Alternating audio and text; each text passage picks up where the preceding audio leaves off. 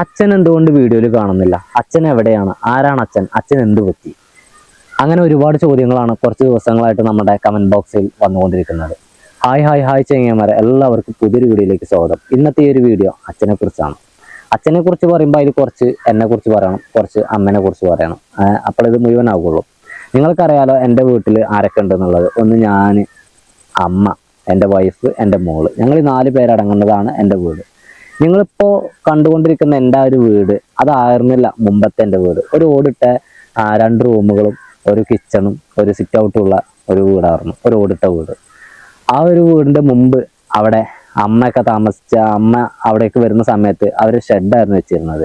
അതായത് ഇനി നമുക്ക് ആദ്യം അമ്മയുടെ കഥയിലേക്ക് പോവാം. അമ്മയുടെ കുറച്ച് ബാക്കിലോട്ട് പോയി കഴിഞ്ഞാൽ അമ്മേൻ്റെ അവിടെ നിന്ന് വേണം നമുക്ക് തുടങ്ങാം. അതായത് എൻ്റെ അമ്മ 3 വിവാഹം കഴിച്ചിട്ടുണ്ട്. അമ്മൻ്റെ തറവാട് ഇവിടെ അല്ല, ഇവിടെ നിന്ന് ഏതാണ്ട് ഒരു 12 കിലോമീറ്റർ അകലെ പോരൂർ എന്ന് പറയുന്ന സ്ഥലത്താണ് അമ്മൻ്റെ തറവാട്. അപ്പോൾ അമ്മൻ്റെ 3 വിവാഹം കഴിച്ചെന്ന് പറഞ്ഞില്ലേ, ആദ്യത്തെ വിവാഹം തൊട്ടടുത്തൊരു സ്ഥലം തന്നെ ആയിട്ടുള്ള തൊടികപ്പൽ എന്ന് പറയുന്ന സ്ഥലത്തേക്കായിരുന്നു. ആ അച്ഛൻ മരണപ്പെട്ടു എന്നാണ് ആ അമ്മ എന്നോട് പറഞ്ഞത്. അതിൽ മക്കൾ കാര്യങ്ങളോ ആരുമില്ല, ആ അച്ഛൻ മരണപ്പെടുകയുണ്ടായി. അത് കഴിഞ്ഞിട്ട് പിന്നെ അമ്മ 2ാമതൊരു വിവാഹം കഴിച്ചു. അത് ഷൊർണൂരിലേക്കായിരുന്നു. ആ അച്ഛനും തന്നെ മരണപ്പെടുകയാണുണ്ടായത്. പക്ഷേങ്കിൽ അതിൽ തന്നെ നമുക്ക് കുട്ടികളൊന്നും ഉണ്ടായിരുന്നില്ല. അങ്ങനെ ആ ഒരു ഇപ്പോൾ ഷൊർണൂരിലേക്ക് വിവാഹം കഴിച്ചു എന്ന് പറഞ്ഞില്ലേ, ആ ഒരു അച്ഛൻ മരണപ്പെടുന്നതിന് മുമ്പായിട്ട് അച്ഛനും അമ്മയും അവിടെ നിന്നും ഇപ്പം നമ്മൾ വീട് വെച്ചിട്ടുള്ള ആ ഒരു സ്ഥലത്തേക്ക് വന്നു. അവിടെ വന്നിട്ട് നമ്മൾ സ്ഥലം വാങ്ങിയിട്ട് അതിലൊരു ഷെഡ് കെട്ടിയിട്ടായിരുന്നു അമ്മയും അച്ഛനും താമസിച്ചിരുന്നത്. അച്ഛന് വയ്യാണ്ടായപ്പം കോഴിക്കോട് മെഡിക്കൽ കോളേജിലാണ് കൊണ്ടുപോയി, കോഴിക്കോട് എന്ന് പറഞ്ഞിട്ടുള്ളൂ, കോഴിക്കോട് ഹോസ്പിറ്റലിൽ കൊണ്ടുപോയി കാണിച്ച്. പക്ഷേങ്കിൽ ആളെ നമുക്ക് തിരിച്ച് കിട്ടിയില്ല, ആള് മരണപ്പെടുകയുണ്ടായത്. അപ്പോൾ 2 വിവാഹം കഴിഞ്ഞ് 2 അച്ഛന്മാരും മരണപ്പെടുകയുണ്ടായി. അമ്മക്ക് പക്ഷേങ്കിൽ സ്ഥലം ഒരു ചെറിയൊരു ഷെഡും ഉണ്ട് അവിടെ എന്ന് മാത്രം. അത് കഴിഞ്ഞിട്ടാണ് പിന്നീട് എൻ്റെ അച്ഛൻ അമ്മനെ വിവാഹം കഴിക്കുന്നത്. എൻ്റെ അച്ഛൻ എന്ന് പറയുമ്പോൾ രാജൻ, എൻ്റെ അച്ഛൻ്റെ പേര് രാജൻ എന്നാണ്. അച്ഛൻ്റെ കഥയിലേക്ക് വരുമ്പോൾ ഇനി പറയുന്ന കാര്യങ്ങളാണ് ഇമ്പോർട്ടൻ്റ്. അതായത് അമ്മ ഓൾറെഡി ഇവിടെ സ്ഥലമുണ്ട്, അവിടെ ഷെഡാണ്. അപ്പോൾ അതിലേക്കൊരു വീട് വെക്കാനുള്ള തയ്യാറെടുപ്പിലേക്കാണ് അമ്മ നിൽക്കുന്നത്. അമ്മയ്ക്കൊരു ചെറിയൊരു ജോലി ഉണ്ടായിരുന്നു. ജോലി എന്ന് പറയുമ്പോൾ ഇവിടെ തൊട്ടടുത്ത് ഒരു ക്രിസ്ത്യൻ ഫാമിലി ഉണ്ടായിരുന്നു. അവർ കുറച്ച് സാമ്പത്തികമായിട്ട് ഉയർച്ചയുള്ള ആളുകളായിരുന്നു. അപ്പോൾ അവരുടെ വീട്ടിലായിരുന്നു അമ്മയ്ക്ക് ജോലി. അവിടെ തന്നെ ആയിരുന്നു അച്ഛനും ജോലി ഉണ്ടായിരുന്നത്. അച്ഛൻ അവിടുത്തെ കാര്യസ്ഥനായിരുന്നു. അച്ഛനൊരു തമിഴ്നാട്ടുകാരനുമായിരുന്നു. പക്ഷേങ്കിൽ അച്ഛനെന്ന് പറയുമ്പോൾ അച്ഛന് മറ്റൊരു വിവാഹം കഴിച്ച് ഒരു ഫാമിലി ഉണ്ട്, ഒരു ഭാര്യയും ഒരു മകനും അച്ഛനുണ്ട്. അപ്പോൾ അച്ഛൻ ഇവിടെ നമ്മുടെ വീടിൻ്റെ ഒരു 300 മീറ്റർ അകലെയാണ് അച്ഛന് വാടകയ്ക്ക് താമസിച്ചുകൊണ്ടിരിക്കുന്നത്. അച്ഛനും അന്നത്തെ അച്ഛൻ്റെ ഭാര്യയും മകനും അവിടെ ഉണ്ട്. ഒരു മകനുണ്ടായിരുന്നു കേട്ടോ. മകൻ എന്ന് പറയുമ്പോൾ ഇപ്പോൾ എനിക്ക് 28 വയസ്സാണ്. ഇപ്പോൾ ആൾക്ക് അങ്ങനെയാണെങ്കിൽ ഒരു 35 വയസ്സ് 36 വയസ്സ് ഒക്കെ ഉണ്ടാവും മകന് പ്രായം. കാരണം അത്ര ഒരു മാറ്റമാണ് ഉണ്ടാവുക എന്നാണ് അമ്മ പറഞ്ഞത് എന്നോട്. ഇതൊക്കെ അമ്മ പറഞ്ഞ കാര്യങ്ങളാണ്. അപ്പോൾ അച്ഛന് അമ്മയും ഒക്കെ ഒരേ സ്ഥലത്ത് ജോലി ചെയ്യുകയും ഒക്കെ ആയതുകൊണ്ട് തന്നെ ഇവരുടെ കാര്യങ്ങളൊക്കെ അമ്മ വേമ്പേ അറിയും. അപ്പോൾ അച്ഛൻ്റെ ആദ്യത്തെ ഭാര്യയ്ക്ക് വയ്യാണ്ടായപ്പോൾ അമ്മയും തന്നെ അവരൊന്ന് ചെറിയ രീതിയിൽ ഹെൽപ്പ് ആക്കുകയൊക്കെ ചെയ്തിട്ടുണ്ട്. അന്നൊന്നും ഞാനില്ല കേട്ടോ, ഞാൻ ജനിച്ചിട്ടൊന്നുമില്ല അന്ന്. പിന്നെ അവർ ഇവിടുന്ന് തമിഴ്നാട്ടിലേക്ക് പോവുകയുണ്ടായത്. ചികിത്സയുടെ ഭാഗമായിട്ട് തമിഴ്നാട്ടിലേക്ക് പോയി. പിന്നീട് അച്ഛൻ തിരിച്ചു വന്നിട്ടാണ് ഒരു മാരേജ് ആയിട്ടൊക്കെ അമ്മനെ കല്യാണമൊക്കെ കഴിച്ച് നിൽക്കുന്നത്. അങ്ങനെ നിൽക്കുന്ന സമയത്ത് അച്ഛന് പിന്നീടാണ് എന്നെ പ്രസവിക്കുന്നതും ഞാൻ ഉണ്ടാവുന്നതൊക്കെ. അതിനുള്ളിൽ ഇപ്പോൾ ഇവർ തമിഴ്നാട്ടിലേക്ക് പോയല്ലോ. അതായത് അമ്മയും മകനും തമിഴ്നാട്ടിലേക്ക് പോയി. അച്ഛൻ്റെ ആദ്യ ഭാര്യയും മകനും തമിഴ്നാട്ടിലേക്ക് പോയി. അവരെയും കൊണ്ട് വീണ്ടും അച്ഛൻ ഇങ്ങോട്ടേക്ക് തന്നെ വന്ന് അവർ വീണ്ടും പഴയ പോലെ അവർ ഒത്തൊരുമയോടെ തന്നെ, വലിയ തർക്കങ്ങൾ കാര്യം ഒന്നുമില്ല കേട്ടോ, ഒത്തൊരുമയോടെ തന്നെ അവർ മുന്നോട്ട് പോയിക്കൊണ്ടിരിക്കുന്ന ഒരു സാഹചര്യം. അങ്ങനെ പോയിക്കൊണ്ടിരിക്കുമ്പോഴാണ് വീണ്ടും അച്ഛന് വയ്യാണ്ടാവുന്നത്. അപ്പോൾ അമ്മ പറഞ്ഞ പ്രകാരം അച്ഛന് ഏതാണ്ട് ഒരു 10-60 വയസ്സൊക്കെ ആയിട്ടുണ്ടാവാൻ സാധ്യത ഉണ്ട് ആ ഒരു ടൈമിൽ. ഞാൻ കൊച്ചാണ്, വളരെ ചെറുതാണ്, എനിക്ക് ഒന്നും ഓർമ്മയില്ല. അപ്പോൾ അങ്ങനെ അച്ഛന് വീണ്ടും തമിഴ്നാട്ടിലേക്ക് പോകേണ്ടി വന്നു. കാരണം അവർക്ക് വയ്യാണ്ടായതുകൊണ്ട് അച്ഛൻ വീണ്ടും തമിഴ്നാട്ടിലേക്ക് തന്നെ പോയി. ആ ഒരു പോക്ക് കഴിഞ്ഞിട്ട് പിന്നെ അച്ഛൻ കുറച്ച് ഗ്യാപ്പ് ഇട്ടിട്ടാണ് വന്നത് എന്ന് അമ്മ പറഞ്ഞു. ആ ഒരു ഗ്യാപ്പ് ഇട്ട് വന്നു. അമ്മ അപ്പത്തിന് ഇവിടുത്തെ ജോലിയൊക്കെ നിർത്തി, ഈ പറഞ്ഞ വീട്ടിലെ ജോലിയൊക്കെ നിർത്തി വേറെ ഏതോ ജോലിക്ക് പോയി. ഇവിടെ ചെറിയൊരു വീടൊക്കെ ഉണ്ടാക്കി, അതായത് നമ്മുടെ പഴയ വീട്, ഓടിട്ട വീടൊക്കെ ഉണ്ടാക്കി റെഡിയായി. അങ്ങനെ പിന്നെ ഇവർ അച്ഛൻ വീണ്ടും വന്നപ്പോഴേക്ക് ഞാൻ ഏതാണ്ട് അംഗനവാടിയിലൊക്കെ അംഗനവാടിയിലൊക്കെ പഠിച്ചിട്ട് നമ്മൾക്ക് സ്കൂളിലേക്കൊക്കെ ചേർക്കേണ്ട പ്രായം, എൻ്റെ ആരിൻ്റെ പ്രായമാണ്, ഒരു 4 വയസ്സ് ആ റേഞ്ച് എന്നൊക്കെയാണ് പറഞ്ഞത്. അപ്പോൾ ആ ഒരു റേഞ്ചൊക്കെ ആകുന്ന സമയത്താണ് അച്ഛൻ വീണ്ടും രണ്ടാമത് വന്നത്. അന്ന് കണ്ട ഒരു ഓർമ്മയാണ് എനിക്കുള്ളത്. നമ്മളുടെ പഴയൊരു വീട്ടിൽ കിച്ചണിൽ അച്ഛനും ഞാനും അമ്മയും, അച്ഛൻ എന്നെ ഒക്കത്തൊക്കെ വെച്ച് നിൽക്കുന്ന ആ ഒരു സീനൊക്കെയാണ് എനിക്ക് ചെറിയ രീതിയിൽ ഓർമ്മയുള്ളൂ, വലിയ ഓർമ്മയൊന്നുമില്ല. അങ്ങനെ അച്ഛന് ആ ഒരു ടൈമിൽ വന്ന് കണ്ട്, അച്ഛന് ഇവനെ ഇനി സ്കൂളിൽ ചേർത്താനായി, ഇവൻ വലിയ ചെക്കനായല്ലോ, സ്കൂളിൽ ചേർത്താനായി, ഇനി ഞാൻ എൻ്റെ അടുത്ത വരവിൽ ഞാൻ ഇവന് വേണ്ടിയിട്ടുള്ള ഡ്രസ്സ്, യൂണിഫോം, ബുക്ക്, ബാഗ് കാര്യങ്ങളൊക്കെ കൊണ്ടുവരാം, അതൊക്കെ ആയിട്ടായിരിക്കും ഇനി ഞാൻ വരിക എന്നും പറഞ്ഞിട്ട് ആണ് അച്ഛന് നാട്ടിൽ നിന്നും പോയത്. അത്ര മാത്രമാണ് കഥയുള്ളത്. കാരണം എന്താ വെച്ചാൽ ഇനി ഇവിടുന്ന് അങ്ങോട്ടേക്കുള്ളത് നമ്മൾക്ക് യാതൊരുവിധ അപ്ഡേഷനും ഇല്ല. അച്ഛൻ എന്ത് പറ്റി, പിന്നീട് അങ്ങോട്ട് എന്ത് പറ്റി, അച്ഛന് വയ്യാണ്ടായിട്ടുണ്ട്, പ്രായമായിട്ടുണ്ട് എന്നൊക്കെയാണ് പിന്നെ സംഭവിച്ചത്. പിന്നീട് ഇങ്ങോട്ടേക്ക് വന്നിട്ടില്ല അച്ഛനൊന്നും. കുട്ടിക്കാലത്ത് അച്ഛനെ ഞാൻ നന്നായിട്ട് മിസ് ചെയ്തിട്ടുണ്ട്. വേറൊന്നുമല്ല, എൻ്റെ പ്രായക്കാരായിട്ടുള്ള ഒരുപാട് കുട്ടികൾ ഈ ഒരു വില്ലേജിനകത്തുണ്ട്. അപ്പോൾ ഞങ്ങളൊക്കെ ഒരുമിച്ച് ഒരു വൈകുന്നേര സമയത്തൊക്കെ കളിക്കുന്ന നേരത്ത് ഇവരുടെയൊക്കെ അച്ഛന്മാർ ജോലി കഴിഞ്ഞൊക്കെ വരുന്ന സമയം എന്തെങ്കിലുമൊക്കെ ഒരു കവർ കയ്യിൽ കരുതും. അതായത് ഞാനിപ്പോൾ ടൗണിൽ നിന്ന് വരുമ്പോൾ ആര്യക്ക് മിഠായി കൊണ്ടുവരുന്ന പോലെ തന്നെ അച്ഛന്മാരൊക്കെ കവർ എന്തെങ്കിലുമൊക്കെ കയ്യിലുണ്ടാവും, എന്തെങ്കിലുമൊക്കെ ഒരു മിഠായി, ഒരു പലഹാരം കയ്യിലുണ്ടാവും. അങ്ങനെ ഇവരുടെ അച്ഛന്മാർ വരുമ്പോൾ ഇവരെല്ലാവരും കളിയിൽ നിന്ന് തന്നെ ഓടിപ്പോവും, അച്ഛാന്നും പറഞ്ഞിട്ട് ഓടിപ്പോയിട്ട് അവർ ആ ഒരു മിഠായിയൊക്കെ വാങ്ങി അവർ കഴിക്കുന്നതും അത് നമുക്കൊക്കെ ഷെയർ ചെയ്യും കേട്ടോ. അതുകൊണ്ട് കഴിക്കുന്നത്. പക്ഷേങ്കിൽ ആ ഒരു മൊമെന്റ് എനിക്കുണ്ടായിരുന്നില്ല. എനിക്ക് അച്ഛനെ കുറിച്ച് വലിയ അറിവും ഉണ്ടായിരുന്നില്ല, കാരണം ഞാൻ അത്രയും ചെറുതായിരുന്നു. പിന്നെ പിന്നെ പിന്നെ പോകെ എനിക്ക് അച്ഛനെ എന്ന് പറയുന്ന സംഭവം എൻ്റെ ജീവിതത്തിൽ ഇല്ലല്ലോ. അപ്പൊ പിന്നെ ആര് ചോദിച്ചാലും അമ്മ പറഞ്ഞു അച്ഛൻ മരണപ്പെട്ടു, അങ്ങനെ തന്നെയാണ്, അല്ലാതെ ഇനിയിപ്പോ നമുക്ക് വേറെ ഒന്നുമില്ല. അപ്പോൾ അച്ഛൻ മരണപ്പെട്ടു, ഞാനും തന്നെ എന്നോട് ആര് ചോദിക്കണം, ഇല്ല അച്ഛൻ മരിച്ചുപോയി. അങ്ങനെയായിരുന്നു പിന്നെ അങ്ങോട്ടേക്ക് ഉണ്ടായിരുന്നത്. നാട്ടിലേക്ക് ഈ പറഞ്ഞ പോലെ അഖണ്ഡവും ഉത്സവമൊക്കെ ഉണ്ടാവുമല്ലോ. അപ്പൊ ഇങ്ങനെയൊക്കെ ഉണ്ടാകുമ്പോൾ ഈ വില്ലേജിലെ ആളുകളൊക്കെ ഒരുമിച്ച് എല്ലാവരും കൂടെ ഒരുമിച്ചാ പോവുക. അപ്പൊ ഇങ്ങനെ പോകുമ്പോൾ ഈ കുട്ടികളൊക്കെ അച്ഛന്മാരുടെ തോളിലും കയ്യിൽ തൂങ്ങിയിട്ടും ഒക്കെയാണ് പോവുക. ഞാന് അമ്മേന്റെ കൂടെയാണ്. അപ്പൊ അപ്പോഴൊക്കെ എനിക്കും എൻ്റെ മനസ്സിലുണ്ട്, എൻ്റെ അച്ഛൻ ഉണ്ടെങ്കിൽ എനിക്കും തന്നെ ഇങ്ങനെയൊക്കെ പോവാലോ എന്നതൊക്കെ. അതുപോലെ തന്നെ അമ്പലത്തിലേക്ക് എത്തിക്കഴിഞ്ഞാൽ അച്ഛൻ്റെ കൈയും പിടിച്ച് അവര് ചായക്ക് പോകുന്നത്, അതുപോലെ തന്നെ അച്ഛന് അവർക്ക് ഓരോ സാധനങ്ങൾ വാങ്ങിക്കൊടുക്കുന്നുണ്ട്. എൻ്റെ അമ്മ എനിക്ക് ചായ വാങ്ങിത്തരില്ല, എനിക്ക് സാധനങ്ങൾ വാങ്ങിത്തരില്ല എന്നുള്ളതല്ല, പക്ഷെങ്കിൽ അച്ഛൻ്റെ പ്രസൻസിൽ ഇല്ല എന്നുള്ളത് എന്നെ വല്ലാതെ വിഷമിപ്പിച്ചിരുന്ന ഒരു കേസായിരുന്നു അന്ന് ആ ഒരു ടൈമിൽ. ഈ പറഞ്ഞതുപോലെ ഒരു ദിവസം അച്ഛന് വരാമെന്നും പറഞ്ഞു പോയിട്ട് പിന്നീട് വന്നില്ലല്ലോ. പിന്നെ അങ്ങോട്ടേക്ക് അമ്മയാണ് കാര്യങ്ങളൊക്കെ നോക്കുന്നത്. അമ്മ തൊട്ടടുത്തുള്ള വീടുകളിൽ ജോലി ചെയ്തിട്ടും അതുപോലെ തന്നെ പാടത്തും പറമ്പിൽ പണിയെടുത്തിട്ടൊക്കെയാണ് പിന്നെ എന്നെ നോക്കുന്നത്. എനിക്കിപ്പോഴും ഓർമ്മയുണ്ട്, അമ്മ ജോലിക്ക് പോകുന്ന സ്ഥലത്തേക്ക് എന്നെയും കൂടി കൂട്ടിക്കൊണ്ടുപോയിട്ട് ഞാൻ അവിടുത്തെ കുട്ടികളുടെ കളിക്കുന്ന കളിസാധനങ്ങളൊക്കെ എടുത്ത് കളിക്കുന്നതൊക്കെ എനിക്കിപ്പോഴും ഓർമ്മയുണ്ട്. അമ്മ ഈ പറഞ്ഞതുപോലെ ഒരു പോരാളി തന്നെയാണ്. കാരണം അവരുടെ ബുദ്ധിമുട്ടുകൾ പങ്കുവെക്കാൻ അവർക്കൊരു പങ്കാളി ഇല്ല എന്നുള്ളത് അത് വളരെ വിഷമകരമായിട്ടുള്ള കാര്യമാണ്. കാരണം അവർക്കൊരു ബുദ്ധിമുട്ട് വരുമ്പോൾ അത് നേരിടാൻ, അല്ലെങ്കിൽ ആ ബുദ്ധിമുട്ടൊന്ന് ഒരാളോട് പറയാൻ പോലും ഒരാളില്ല എന്ന് പറയുമ്പോൾ അത് വളരെ ബുദ്ധിമുട്ടുള്ള കേസാണ്. അമ്മ എൻ്റെ ജനനത്തിന് ശേഷം എൻ്റെ ചോറുണ്ട സമയം അമ്മ എന്നോട് പറഞ്ഞിട്ടുണ്ട് ആ ഒരു കഥ. എന്തെന്ന് വെച്ചാൽ, ചോറുണ്ട നേരമായി എനിക്കുള്ള പേര് നിർദ്ദേശിച്ചത് തൊട്ടപ്പുറത്തുള്ള വീട്ടുകാരുണ്ട്, കരീമാക്കയും സാബിത്താത്തയാണ്. അപ്പോൾ അവരാണ് എനിക്കുള്ള പേര് വിഷ്ണു എന്നുള്ള പേര് നിർദ്ദേശിച്ചത്. അച്ഛൻ്റെ പേര് രാജനായതുകൊണ്ട് അതിക്ക് രാജു കൂടിയും ചേർത്തു. അങ്ങനെയാണ് വിഷ്ണുരാജ് എന്ന്. അമ്മ അന്ന് അച്ഛൻ്റെ സൈഡിലുള്ള യാതൊരു കുടുംബക്കാരും അമ്മയ്ക്കൊരു ഹെൽപ്പായിട്ടില്ല. അമ്മേൻ്റെ വാട്ടിലുള്ള കുടുംബക്കാർ മാത്രമാണുള്ളത്. അപ്പോൾ നമ്മുടെ ആ ഒരു ചോറൂണ് സമയത്ത് കുട്ടികളൊക്കെ ഇവിടുന്ന് പോയിട്ട് അമ്മ തന്നെയാണ് അവിടെ നിന്ന് അങ്ങനെ പേര് ഇട്ട് തന്നത് അമ്പലത്തിൽ നിന്ന്. അമ്മനെ അങ്ങോട്ടേക്ക് ലാസ്റ്റ് പോയിരുന്ന ആ ഒരു സമയത്തിന്റെ മുമ്പായിട്ട്, അതായത് ഫാമിലി ആയിട്ട് ഇവിടെ ഷിഫ്റ്റ് ചെയ്ത സമയത്ത് അമ്മേനോട് ചോദിച്ചതാണ്, നീയും അങ്ങോട്ടേക്ക് പോര് അവനെയും കൊണ്ട്, എന്നാൽ അവിടെ നിൽക്കാമല്ലോ. അപ്പൊ അമ്മ പറഞ്ഞു ലാംഗ്വേജ് പ്രശ്നം കൊണ്ട് ഞാൻ ഇവിടെ തന്നെ നിന്നോളാം എന്നുള്ളത്. അപ്പൊ അങ്ങനെയായിട്ട് പിന്നെ ആ ഒരു തമിഴ്നാട്ടിലേക്കുള്ള പോക്ക് ഒഴിവാക്കിയിട്ട് പിന്നെ ഇവിടെ തന്നെ മുഴുവനായിട്ട് നിൽക്കുക എന്നുള്ള പ്ലാനിലാണല്ലോ. അങ്ങനെ അമ്മ ഇവിടുത്തെ പല മലയാളിമാരുടെ വീടുകളിലും വീട്ടുജോലിയായിട്ടും അവരുടെ പറമ്പിലും പാടത്തും പണിയൊക്കെ ആയിട്ട് എന്നെ നോക്കാൻ വേണ്ടിയിട്ട് തുടങ്ങി. ഞാൻ തന്നെ സ്കൂളിൽ പോക്ക് തുടങ്ങിയപ്പോഴും തന്നെ അച്ഛൻ്റെ കോളത്തിൽ അച്ഛൻ ഇല്ല എന്നുള്ള രീതിയിലായി. അഡ്രസ്സ് മുഴുവനായിട്ടും അമ്മയിലേക്ക് മാറി. അതായത് ഉൽപ്പടക്കം ഒക്കെ അമ്മൻ്റെ ഉൽപ്പമായിട്ട് മാറി. അമ്മൻ്റെ ഉൽപ്പം എന്ന് പറയുന്നത് കോട്ട എന്നാണ്. അപ്പോൾ ഈ കോട്ട എന്നായിട്ട് മാറി എൻ്റെ ഉൽപ്പം കാര്യങ്ങളെല്ലാം ഗാർഡിയൻ അമ്മ, എല്ലാ സ്ഥാനത്തും അമ്മയുടെ പേരുകൾ മാത്രമായി. അച്ഛൻ്റെ പേരുകളുണ്ട്, സൺ ഓഫ് എന്നുള്ളവർക്ക് അച്ഛൻ്റെ പേരുണ്ട്, പക്ഷേങ്കിൽ മരണപ്പെട്ടു എന്നുള്ള രീതിയിലായിരുന്നു അന്ന് കൊടുത്തിരുന്നത്.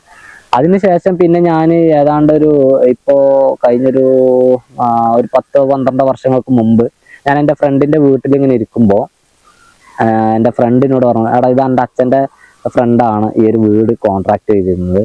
എനിക്ക് അച്ഛനെ കാണണം നല്ല ആഗ്രഹം ഉണ്ടായിരുന്നു കേട്ടോ. കാരണം ഞാൻ അച്ഛനെ കണ്ടില്ല. എനിക്ക് ഈ പറഞ്ഞതുപോലെ കുട്ടികളൊക്കെ അച്ഛന്മാരോട് കാട്ടുന്ന ആ ഒരു കൃപയും കാര്യമൊക്കെ സ്നേഹമൊക്കെ കാണുമ്പോൾ എനിക്ക് എൻ്റെ അച്ഛനുണ്ടെങ്കിൽ എന്നുള്ളൊരു ആഗ്രഹം എനിക്കുണ്ടായിരുന്നു. പക്ഷെങ്കിൽ എനിക്ക് അതൊരു നിവർത്തിയില്ല, എനിക്ക് അച്ഛനില്ല, അച്ഛൻ വരുന്നുമില്ല. അച്ഛൻ എന്നെ വരിക എന്ന് ഞാൻ അമ്മനോട് പലവട്ടം ചോദിച്ചിട്ടുണ്ട്. എന്തൊക്കെയായാലും അത് ഇവന്റെ വീട്ടിലിരുന്നപ്പോൾ അങ്ങനെ പറഞ്ഞു, ഒരു കോൺട്രാക്ടർ അച്ഛൻ്റെ ഫ്രണ്ടാണ് പണിയെടുത്തതെന്നൊക്കെ. അപ്പൊ ഞാൻ അവനോട് പറഞ്ഞു, പിന്നെ നമുക്ക് ആ ഒരു കോൺട്രാക്ടറെ പിടിച്ചു കഴിഞ്ഞാൽ അച്ഛനെ കിട്ടൂല എന്നുള്ളത്. കാരണം ഞാൻ അമ്മനോട് അച്ഛൻ്റെ അഡ്രസ്സ് കാര്യങ്ങളും ചോദിച്ചിട്ട് അമ്മ എനിക്ക് തന്നിട്ടുണ്ടായിരുന്നില്ല. അമ്മൻ്റെ അടുത്ത് ഒരു ഫോട്ടോ പോലും എനിക്ക് കാണിച്ചു തരാൻ വേണ്ടിയിട്ടില്ല. അമ്മ തരാഞ്ഞത് തരുന്നല്ല, അമ്മൻ്റെ വിദ്യാഭ്യാസ കാര്യം ഞാൻ പറഞ്ഞില്ലേ, അന്ന് അമ്മ അതൊന്നും വാങ്ങി വെച്ചിട്ടില്ല, അമ്മൻ്റെ കയ്യിൽ അത് ഇല്ലതാണ്. അപ്പൊ അതുകൊണ്ട് തന്നെ അങ്ങോട്ടേക്ക് പോകാൻ വേണ്ടിയിട്ട് യാതൊരു മാർഗമല്ല.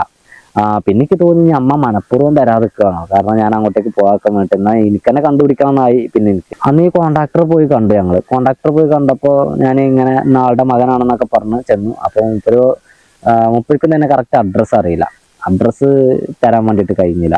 അപ്പോൾ ആളിപ്പോൾ ഉണ്ടോ ചോദിച്ചു. ആളുണ്ടോയെന്ന് ചോദിച്ചാൽ മൂപ്പരെന്നെ കണ്ടിട്ട് അന്ന് 3 വർഷമായി എന്ന് പറഞ്ഞു. അപ്പോൾ പിന്നെ അവിടെയും തന്നെ നമുക്ക് വന്ന വഴി അടഞ്ഞുപോയി.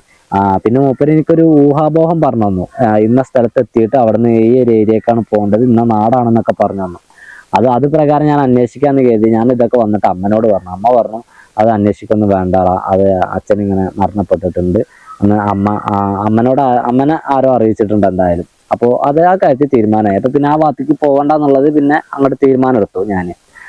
വെറുതെ ഇനിയിപ്പോൾ അവിടെ പോയിട്ട് അവിടെ ചെന്നിട്ടോ കാര്യമല്ല, അച്ഛനെ കാണാൻ വേണ്ടി പറ്റില്ല. അപ്പോൾ അച്ഛനില്ല ഇനി അവിടുന്ന് അങ്ങോട്ട്. പിന്നെ തുടക്കത്തിൽ അച്ഛനില്ലാതെ തന്നെയാണ് നമ്മൾ വളർന്നുകൊണ്ടിരിക്കുന്നത്. അപ്പോൾ ഇതും കൂടിയും കേട്ടപ്പോൾ നമ്മളത് പൂർണ്ണമായിട്ട് ഓക്കെ ആക്കിയിട്ട് അച്ഛനില്ല. അതുവരെ എൻ്റെ മനസ്സിൽ പ്രതീക്ഷ ഉണ്ടായിരുന്നു എന്തെങ്കിലുമൊക്കെ അച്ഛൻ വരും. അച്ഛന് ഇല്ല, അല്ലെങ്കിൽ അച്ഛൻ അങ്ങനെ പോയി എന്ന് അമ്മ പറഞ്ഞത് കൊണ്ട് തന്നെ അച്ഛൻ വരും അമ്മ എന്നുള്ളൊരു പ്രതീക്ഷ എനിക്കുണ്ടായിരുന്നു. പക്ഷെങ്കിൽ ആ പ്രതീക്ഷയൊക്കെ അന്നത്തോടു കൂടി അസ്തമിച്ചു. അതുപോലെ തന്നെ അച്ഛനില്ലാതെ ഒരു കുഞ്ഞിനെ വളർത്തുക എന്ന് പറഞ്ഞാൽ വളരെ പ്രയാസകരമായിട്ടുള്ള കാര്യമാണ്. അങ്ങനെ വളർത്തുന്ന ഒരുപാട് അമ്മമാരുണ്ട്, നമുക്കറിയാം. എൻ്റെ അമ്മ ആ കൂട്ടത്തിൽ പെട്ട ഒരു അമ്മയായിരുന്നു. എൻ്റെ അമ്മ ഒറ്റയ്ക്ക് ജോലിക്ക് പോയി ആണ് എന്നെ നോക്കി വളർത്തിയത്. അച്ഛനില്ലാത്ത കേസിൽ എനിക്കുണ്ടായ സങ്കടങ്ങൾ ഈ പറഞ്ഞ മാതിരിയുള്ള വാത്സല്യങ്ങളുടെയും അതുപോലെ ലാളനകളുടെയൊക്കെ ആണെങ്കിൽ അത്ര മാത്രമേ ഉള്ളൂ. ബാക്കി വരുന്ന A to Z കാര്യങ്ങളിൽ എനിക്ക് ഒരിക്കലും ആ ഒരു കുറവ് എൻ്റെ അമ്മ ഉണ്ടാക്കിയിട്ടില്ല. സ്നേഹത്തിൻ്റെ കേസിലായാലും അതുപോലെ തന്നെ ഈ പറഞ്ഞ നമ്മുടെ ഡ്രസ്സ്, നമുക്ക് വേണ്ട പ്രാഥമിക ആവശ്യങ്ങൾ എന്തൊക്കെയാണോ അതൊക്കെ നിറവേറ്റാൻ വേണ്ടിയിട്ട് അമ്മ കഷ്ടപ്പെട്ട് ജോലിക്ക് പോയി അതൊക്കെ നേടിയിട്ടുണ്ട്. അതൊക്കെ എനിക്ക് കിട്ടിയിട്ടുണ്ട്, അതൊക്കെ എനിക്ക് നേടി തന്നിട്ടുമുണ്ട്. ഇന്ന് ഒരു സാധനം ആഗ്രഹിച്ചിട്ടുണ്ടെങ്കിൽ അത് ചിലപ്പോൾ ഇന്ന് തന്നെ കിട്ടിയെന്ന് വരില്ല, ഒരു 3-4 ദിവസം കഴിഞ്ഞിട്ട് അവർക്കും കിട്ടുന്നത്. പക്ഷെങ്കിൽ അമ്മ പോകുന്ന വഴി നമ്മൾ നോക്കുകയാണെങ്കിൽ അമ്മ ഒരുപാട് കഷ്ടപ്പെട്ടിട്ടുണ്ടല്ലേ. അമ്മ ഒരുപാട് കഷ്ടപ്പെട്ടിട്ടുണ്ട്. ഞാനിപ്പോഴും വീണ്ടും വീണ്ടും പറയും, ഞാനില്ലെങ്കിൽ എൻ്റെ അമ്മ ഒറ്റയ്ക്കായി പോയത്. പക്ഷെങ്കിൽ എനിക്കുണ്ടാവുന്നതിൽ വേറൊരു വിഷമം കൂടി എന്താ വെച്ചാൽ എണ്ണയും തുണയില്ല എന്നുള്ളതാണ്. അത് അമ്മയ്ക്കും ഉണ്ടാവും ചിലപ്പോൾ ആ ഒരു വിഷമം. കാരണം എനിക്ക് ഏട്ടന്മാരോ അനിയന്മാരോ അനിയത്തിമാരോ ചേച്ചിമാരോ അങ്ങനെ ആരുമില്ല. എനിക്കത് ഭയങ്കര വിഷമമുള്ള കേസ് തന്നെയായിരുന്നു. കാരണം എൻ്റെ ഫ്രണ്ട്സൊക്കെ ഇങ്ങനെ ഏട്ടനും അനിയന്മാരൊക്കെ അവരിങ്ങനെ ഓരോ കാര്യത്തിൽ അവരുടെ ഒരു എന്താ പറയുക, ഒരു സപ്പോർട്ടിങ് ഉണ്ട് അവരുടെ. അല്ലെങ്കിൽ അവർ തമ്മിൽ നിയന്ത്രണം ഉണ്ട്. അവരെന്ത് കാര്യം ചെയ്യുമ്പോൾ ഇപ്പം ഞങ്ങൾ ഒരുമിച്ച് പുഴയ്ക്ക് പോവുകയാണെങ്കിലും അവിടെ ഏട്ടനും അനിയനും ഉണ്ടെങ്കിൽ അവരുടെ ഒരു തമ്മിലുള്ള നിയന്ത്രണം സ്നേഹവും ഒക്കെ ഉണ്ട്. അപ്പോൾ ഇതൊന്നും എനിക്ക് കിട്ടിയിട്ടില്ല, എനിക്കത് ആസ്വദിക്കാൻ വേണ്ടി കഴിഞ്ഞിട്ടില്ല. എനിക്ക് ആ ഒരു അനുഭവം ഇല്ലതാനും. പിന്നെ എനിക്കതിൽ ചെറിയൊരു അനുഭവം ഉള്ളത് എൻ്റെ കസിൻസാണ്. അതായത് എൻ്റെ അമ്മ എന്ന് പറയുമ്പോൾ അവർ 4 മക്കളാണ്. 4 മക്കളിൽ ഏറ്റവും വലുത് ഒരു പെണ്ണ്, അത് കഴിഞ്ഞിട്ട് എൻ്റെ മാമ, അത് കഴിഞ്ഞിട്ട് വീണ്ടും ഒരു പെണ്ണ്. എൻ്റെ അമ്മയാണ് ഏറ്റവും ചെറുത്. അതിൻ്റെ മേലെ വരുന്ന കുക്കുവിൻ്റെ അമ്മയാണ്. അതിൻ്റെ മേലെ പിന്നെ എൻ്റെ മാമ വരുന്നുണ്ട്. അതിൻ്റെ മേലെ പിന്നെ വേറൊരു അമ്മയുണ്ട്, ഞങ്ങളുടെ വല്യമ്മ. ഇവിടെ ഞാൻ വീഡിയോയിലൊക്കെ ഇടയ്ക്ക് കാണിക്കാറുണ്ട്. മാമയും നമ്മുടെ വീടിൻ്റെ അടുത്താണ്, വല്യമ്മയും നമ്മുടെ വീടിൻ്റെ അടുത്താണ്. അപ്പോൾ ഇവരുടെ മക്കളുണ്ട്. ഇവരുടെ മക്കൾ എന്ന് പറയുമ്പോൾ ഫുള്ള് ഏട്ടന്മാരും ചേച്ചിമാരുമാണ്. എൻ്റെ താഴേക്ക് ആരുമില്ല, എല്ലാവരും എൻ്റെ മേലേക്കാണ്. അപ്പോൾ അവരാണ് എനിക്ക് ഏട്ടന്മാരും ചേച്ചിമാരൊക്കെ. നമ്മുടെ കുക്കടക്കം ആ ലിസ്റ്റിൽ പെടുന്ന ആളുകളാണ്. അപ്പോൾ അതിലൊരാളുണ്ട്, സിന്ധു എന്ന് പറയും, എൻ്റെ വല്യമ്മയുടെ, അതായത് അമ്മേൻ്റെ വലിയ ഏട്ടത്തിയുടെ മകളാണ്. അവള് എൻ്റെ ചെറുപ്പത്തിൽ എന്നെ കാണാൻ നല്ല ഭംഗിയായിരുന്നു എന്ന് പറയണേക്കാം, എനിക്കറിയില്ല കേട്ടോ. നല്ല ഭംഗിയായിരുന്നു, വെളുത്തിട്ടാണ്, നല്ല രസമായിരുന്നു, നിന്നെ ആരും നിലത്ത് വെക്കൂലായിരുന്നു, എല്ലാവരും അങ്ങോട്ടും അങ്ങോട്ടും ഇങ്ങനെ കൈമാറി ഇങ്ങനെ കൊണ്ടുനടക്കുമായിരുന്നു. അങ്ങനെ അവൾക്ക് എന്നെ ഭയങ്കര ഇഷ്ടമായിട്ട് അവളെന്താട്ട് വെച്ചാൽ അവള് പിന്നെ വീട്ടിൽ തന്നെയായി. വീട്ടിൽ തന്നെ ഭക്ഷണം കഴിക്കലും അവളുടെ കാര്യങ്ങളൊക്കെ വീട്ടിലായി. പിന്നെ അവള് പിന്നെ അവിടുത്തെ ഒരു മകളായിട്ടാണ് മാറിയേക്കുമായിരുന്നു. പക്ഷെങ്കിൽ ഞാൻ കരുതിയിരുന്നത് ഇവളെൻ്റെ നേരെ ചേച്ചി തന്നെയാണെന്നാണ്.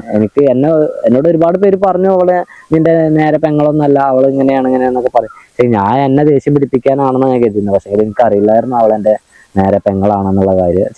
എൻ്റെ വകയിലെ പെങ്ങൾ, എൻ്റെ കസിനാണെന്നുള്ള കാര്യം എനിക്കറിയില്ലായിരുന്നു. എനിക്കത് അറിഞ്ഞത് അവളുടെ വിവാഹത്തിൻ്റെ അന്നാണ്. അവളുടെ വിവാഹം വന്ന സമയത്ത് നമ്മുടെ വീട്ടിൽ പന്തലിടാതെ നമ്മുടെ വല്യമ്മൻ്റെ വീട്ടിൽ പന്തലിടുന്നത് കൊണ്ട് അപ്പോഴാണ് എനിക്ക് മനസ്സിലായത് അവള് വല്യമ്മൻ്റെ മകളാണ്. അന്ന് എനിക്ക് വളരെ വിഷമമായി. കാരണം എനിക്ക് ആരും ഇല്ല, ഞാനും അമ്മയും തന്നെ ഉള്ളൂ എന്നുള്ള ഒരു തിരിച്ചറിവ് പിന്നെ അവിടെ നിന്ന് തൊട്ട് അങ്ങോട്ട് വന്നു. പക്ഷെങ്കിൽ ഇപ്പൊ ഈ ഇരിക്കുന്ന ഇരുത്തത്തിൽ ഞാൻ ചിന്തിക്കുന്നത് ഇന്ന് ആരും ഇല്ലാത്തതും എനിക്ക് വലിയൊരു ഭാഗ്യമാണ്. കാരണം എനിക്ക് വേറെ ആരും കേസൊന്നും നോക്കണ്ട, എനിക്ക് എൻ്റെ കേസ് മാത്രം, എൻ്റെ കാര്യം മാത്രം നോക്കിയാൽ മതി. വേറെ ആരും, കാരണം ഇപ്പൊ നാട്ടിൽ നടക്കുന്ന ഓരോ കാര്യങ്ങൾ കേട്ട് കഴിഞ്ഞാൽ നമുക്ക് അത്ഭുതമാണ്. അനിയന്മാർ തന്നെ തമ്മിൽ ചെയ്യുന്ന ഓരോരോ കാര്യങ്ങൾ, അതൊക്കെ കേൾക്കുമ്പോൾ എനിക്ക് തോന്നും ഇപ്പോൾ ഈ നിൽക്കുന്നത് പോലെ തന്നെ നിന്നാൽ മതി, ഇത് തന്നെ വലിയൊരു ഭാഗ്യമാണ് എന്നുള്ളതാണ്.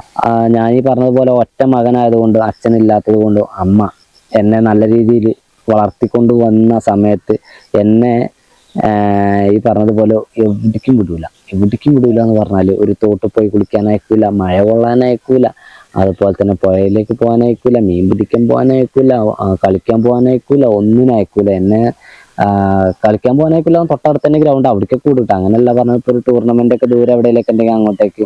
ഇവിടെ എല്ലാവരും കല്യാണത്തിന് തലേ ദിവസം പോവുകയാണെങ്കിൽ അതിനൊന്നും എന്നെ വിടൂല അമ്മ. അമ്മയ്ക്ക് പേടിയാണ്. പുഴയിലേക്കൊക്കെ ചെക്കന്മാർ കുളിക്കാൻ വേണ്ടിയിട്ട് പോകുമ്പോൾ അതിനും അമ്മ എന്നെ വിടൂല, അമ്മയ്ക്ക് പേടിയാണ്. നല്ല മഴ പെയ്ത് കഴിഞ്ഞ് തോട്ടിൽ വെള്ളം പൊന്തി കഴിഞ്ഞാൽ ഈ തോടിന്റെ വക്കിലേക്ക് എന്നെ വിടില്ല. കാരണം അമ്മയ്ക്ക് ഞാൻ മാത്രമേ ഉള്ളൂ. എനിക്ക് എന്തെങ്കിലുമൊക്കെ സംഭവിച്ചു കഴിഞ്ഞാൽ അമ്മ ഒറ്റയാണ് എന്നുള്ള ഒരു പേടി കൊണ്ടാണ് അമ്മ അത്തരത്തിൽ അന്ന് പെരുമാറുന്നതെന്ന് ഞാൻ മനസ്സിലാക്കുന്നുണ്ട്. എനിക്കറിയാം. പക്ഷെങ്കിൽ അന്ന് എനിക്കത് മനസ്സിലാക്കാനുള്ള കഴിവൊന്നുമില്ല. അന്നപ്പോൾ എനിക്കതൊക്കെ വിഷമമല്ലേ, കാരണം എന്നെ എവിടേക്കും വിടുന്നില്ലല്ലോ.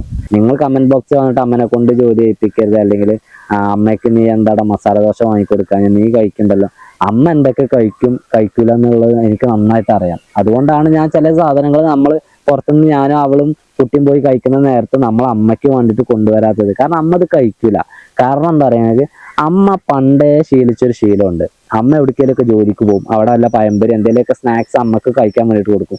അത് പൊതിഞ്ഞ് വെച്ചിട്ട് അമ്മ ഇങ്ങോട്ട് കൊണ്ടുവരും. അമ്മ ഇതൊന്നും കഴിക്കൂല. അമ്മനെ കൊണ്ട് ഞാൻ എന്തെങ്കിലുമൊക്കെ കഴിക്കാൻ വേണ്ടിയിട്ട് പുറത്തേക്ക് പോയാൽ തന്നെ അമ്മ ഈ പറഞ്ഞ മാതിരി മസാല ദോശ അങ്ങനെയുള്ള ഐറ്റംസ് ഒന്നും അമ്മ കഴിക്കൂല. അതൊന്നും നമുക്ക് വലിയ ഇൻട്രസ്റ്റ് ഉള്ള സാധനങ്ങളല്ല. അമ്മയ്ക്ക് അങ്ങനെ ഭക്ഷണത്തിനോടൊന്നും വലിയൊരു ഇൻട്രസ്റ്റ് ഇല്ല. ഒരു ചായ അങ്ങനെയൊക്കെയുള്ള സംഭവങ്ങളോടൊക്കെ ഉള്ളൂ. ഏതൊക്കെ ആയാലും അച്ഛൻ്റെ കേസിൽ എനിക്കിതൊക്കെയാണ് പറയാനുള്ളത്. ഇത്ര മാത്രമേ ഉള്ളൂ അച്ഛൻ്റെ സംഭവങ്ങൾ. ഒരുപാട് സങ്കടങ്ങൾ മാത്രമാണ് അച്ഛൻ്റെ കേസിൽ എനിക്ക് പറയാനുള്ളത്, എനിക്ക് ഓർമ്മയിലുള്ളത്. അമ്മൻ്റെ കേസിൽ അങ്ങനെ തന്നെ ഒരു ഒറ്റപ്പെട്ട ജീവിതമായിരുന്നു. പിന്നെ അവിടുന്ന് അങ്ങോട്ട് ഇപ്പം എനിക്ക് 28 വയസ്സായി. ഏതാണ്ട് അച്ഛൻ ഇവിടുന്ന് പോയിട്ട് നമ്മൾക്കൊരു 24 വർഷം കൂട്ടാം. 24 വർഷമായി. 24 വർഷമായിട്ട് അമ്മ 24 വർഷമല്ല, 20-30 വർഷമായിട്ട് കൂട്ടാം നമുക്ക്. അമ്മ അധ്വാനിച്ചുകൊണ്ടിരിക്കുക തന്നെയാണ്, ഇപ്പോഴും അധ്വാനിക്കുന്നുണ്ട്. ഞാൻ വേണ്ടാന്ന് പറഞ്ഞാലും അമ്മ ജോലിക്ക് പോകുന്നുണ്ട്. ഇതൊരിക്കലും എൻ്റെ കഥയല്ല, ഇതിൽ എൻ്റെ ബാല്യകാലം ഞാൻ കുറച്ച് വിതറി എന്ന് മാത്രം. കാരണം എന്നാൽ മാത്രമേ ഈ ഒരു വീഡിയോ പൂർണ്ണമാവുള്ളൂ. അതുകൊണ്ടാണ് ഞാൻ എൻ്റെ ബാല്യകാലം കുറച്ച് ഇതിൽ പറഞ്ഞത്. എൻ്റെ കഥ ഞാൻ പറയാം. അതിനൊരു 1 ലക്ഷം സബ്സ്ക്രൈബർ ആവട്ടെ, ഒരു 1,100,000 സബ്സ്ക്രൈബർ ആവുന്ന ആ ഒരു നിമിഷം, ആ ഒരു ടൈമിൽ നമുക്ക് തീർച്ചയായിട്ടും ഞാൻ എൻ്റെ കഥ എങ്ങനെയാണ് ഞാൻ ഇപ്പോൾ ഈ നിൽക്കുന്ന, അല്ലെങ്കിൽ അന്ന് നിൽക്കുന്ന ആ ഒരു സ്റ്റേജ് വരെ എത്തിയത് എന്നുള്ളത് പൂർണ്ണമായിട്ടും പറയേണ്ടതാണ്. ഈ ഒരു വീഡിയോ കുറിച്ച് വൈൻഡപ്പ് ചെയ്യാണ്. ഇനി എന്തെങ്കിലും സംശയ കാര്യങ്ങളുണ്ടെങ്കിൽ തീർച്ചയായിട്ടും നിങ്ങൾക്ക് ചോദിക്കാം. അത് പിന്നെ ഒരു വീഡിയോ ആയിട്ട് ചെയ്യാം. അമ്മേൻ്റെ കഥയോ എൻ്റെ കഥയോ അല്ലെങ്കിൽ എൻ്റെ ലവ് സ്റ്റോറിയൊക്കെ പറയുകയാണെങ്കിൽ ഇത്ര സങ്കട കേസുകളൊന്നുമില്ല. എന്നാൽ പോലും സങ്കട കേസുകളുള്ള സംഭവങ്ങളൊക്കെ നിമിഷങ്ങളൊക്കെ ഉണ്ട്. എന്നാൽ പിന്നെ പറഞ്ഞ പോലെ ഈ ഒരു വീഡിയോ ഇവിടെ വെച്ച് വൈൻഡപ്പ് ചെയ്യാണ്. അടുത്ത നല്ല വീഡിയോ ആയിട്ട് ഞാൻ നാളെ തന്നെ വരുന്നതാണ്. എല്ലാവരും വീഡിയോ മാക്സിമം കാണണം. വീഡിയോ സബ്സ്ക്രൈബ് ചെയ്യാനും മറക്കരുത്. ഒരു പ്ലേ ബട്ടൺ എൻ്റെ കയ്യിലേക്ക് വരാൻ നല്ല ആഗ്രഹമുണ്ട്. അതൊന്ന് നേടിത്തരാം. എൻ്റെ കൂടെ നിൽക്കണം എല്ലാവരും. Okay, by.